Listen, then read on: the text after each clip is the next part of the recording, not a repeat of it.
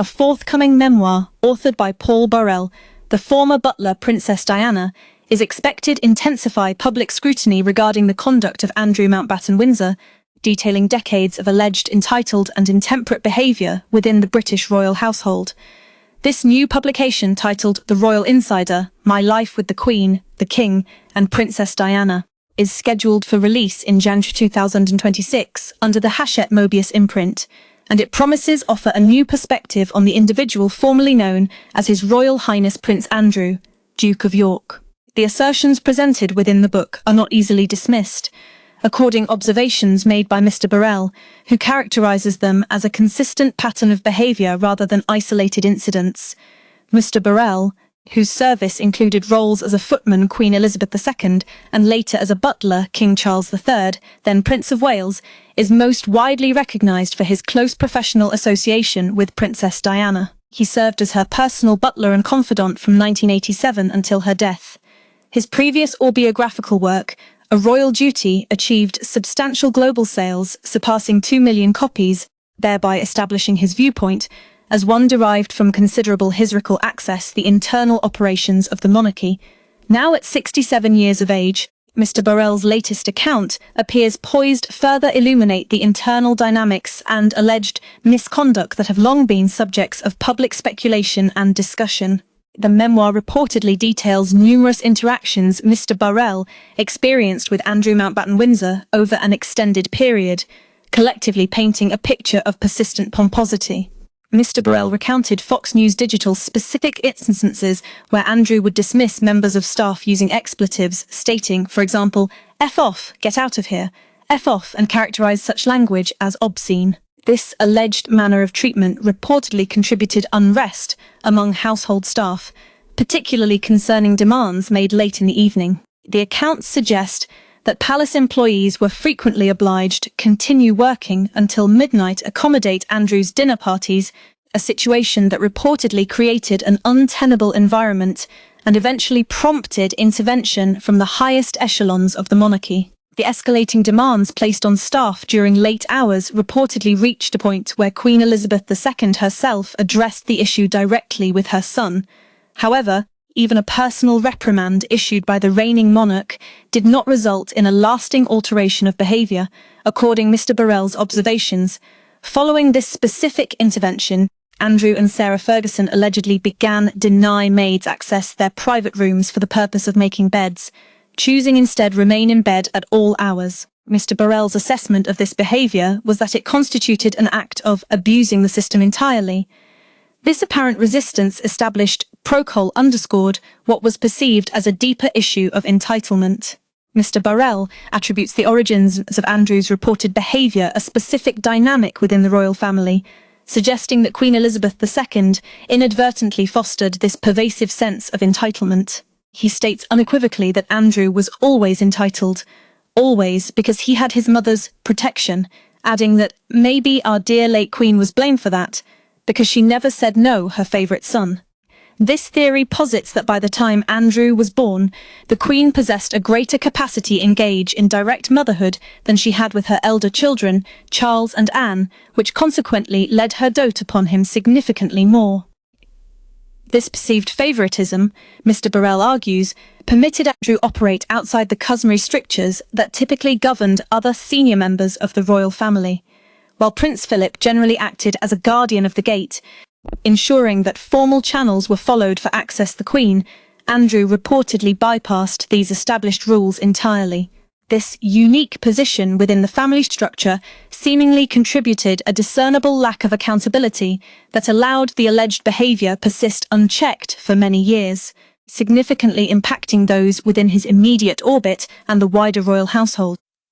The narrative of entitlement reportedly extended Sarah Ferguson upon her entry in the royal sphere. Mr. Burrell describes Ferguson, who is the daughter of a polo manager, as an individual Andrew allegedly promised could have anything she wanted. This promise reportedly led her becoming spoiled and entitled, with Mr. Burrell recalling that everything she wanted, she had.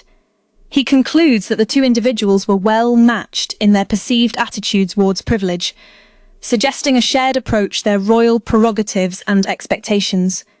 The formal stripping of Andrew's royal titles and honours, which was enacted by King Charles III on October 30, 2025, represents the culmination of several years of mounting controversy and public scrutiny.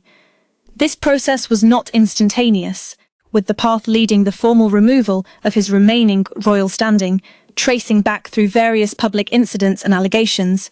Notably, Andrew stepped back from official royal duties in 2019, following a BBC interview concerning his association with the late convicted sex offender Jeffrey Epstein, an interview widely described by royal observers and commenters as catastrophic for his public image. As a direct consequence of these developments, the individual once styled as His Royal Highness Prince Andrew, Duke of York, is now formally simply as Andrew Mountbatten Windsor. The palace no longer issues public statements on his behalf, marking a significant departure from his previous prominent public role. Sarah Ferguson has also since vacated Royal Lodge, and her Duchess of York title has been removed, paralleling Andrew's own loss of official standing and recognition within the monarchy. Current legal pressures continue to surround Andrew Mountbatten Windsor. The Metropolitan Police have confirmed an active investigation following the emergence of an email dating from 2011. This email reportedly indicates that Andrew directed his police bodyguard collect personal information, including the social security number and date of birth, of his accuser, Virginia Giuffre. Whether the officer complied with this specific request remains unconfirmed by official sources, adding another layer to the ongoing scrutiny and legal complexities facing him. Separately, electronic communications reviewed by the BBC have suggested that Andrew may have shared sensitive reports from a 2010 investigation with various business contacts. Additionally, further reports accuse him of sharing another official document with one of his business associates, further intensifying concerns about his handling of confidential official information. Andrew has consistently denied all allegations made by Ms. Giuffre, while the palace has offered a concise official response regarding Mr. Burrell's book, stating, "We don't comment on such books." King Charles III is widely understood to be deeply concerned by the persistent negative headlines and revelations which are perceived to have a direct and detrimental impact on the standing and reputation of the monarchy. It would be astonishing if he wasn't concerned, according observers, given his stated commitment to his role as head of state. The king undertook decisive action in October, formally stripping Andrew of his remaining titles and removing him from his residence at Royal Lodge in Windsor. While recognising his fraternal bond, the king's primary focus remains firmly on his duties as monarch, which he is reportedly executing with extraordinary dedication and resolve. On a more immediate day-to-day level, Andrew Mountbatten Windsor faces increasing social and professional isolation. A report published in the Sun newspaper revealed that a growing number of palace staffers are choosing not to serve him at his new residence. An anonymous source indicated that these staff members have been informed they are not obligated work for Andrew if they experience discomfort, leading quite a list saying no thanks. This collective reluctance underscores a broader sentiment, with Andrew now reportedly viewed as a tall pariah within the confines of the palace environment.